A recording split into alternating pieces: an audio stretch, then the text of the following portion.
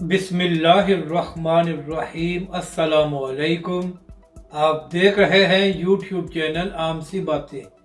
وزارت داخلہ کا اہم اجلاس، علامہ سعد الرضوی کی گرفتاری کا معاملہ۔ اس ویڈیو میں ہم اسی کے متعلق بات کریں گے۔ ناظرین کرام، علامہ سعد الرضوی نے یہ کال دی ہے کہ 27 فروری کو پورے پاکستان میں شٹر ڈاؤن ہڑتال کی جائے گی، اور اسی حوالے سے تحریک لبیک کے کارکن اور تحریک لبیک کے اہم رہنما تاجر برادری اور دیگر لوگوں سے ملاقات کر رہے ہیں کہ تحریک لبیک پاکستان کا ساتھ دیا جائے تاکہ حکومت مجبور ہو جائے کہ وہ پاکستانی عوام کو ریلیف دے۔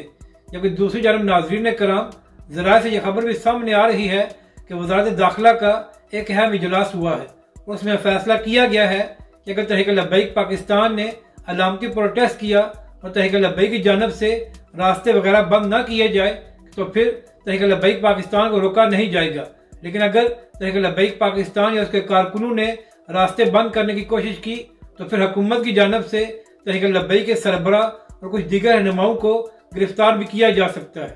مگر ناظرین کرام، اہم بات یہ ہے کہ علامہ سعد الرضوی نے جو اعلان کیا ہے اس کے مطابق تحریک لبیک پاکستان نے راستے وغیرہ بند نہیں کرنے، تو امید یہی ہے کہ حکومت کی جانب سے ایسی کوئی حرکت نہیں کی جائے گی جس کی وجہ سے حالات خراب ہوں۔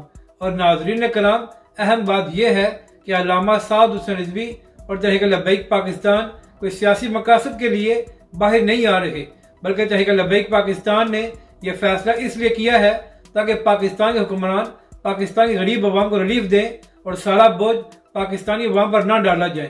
تو اب دیکھنا یہ ہے کہ حکومت کی جانب سے قیمتوں میں کمی کی جاتی ہے یا ہمیشہ کی طرح یہ لوگ اپنی ہٹ درمی پر قائم رہتے ہیں۔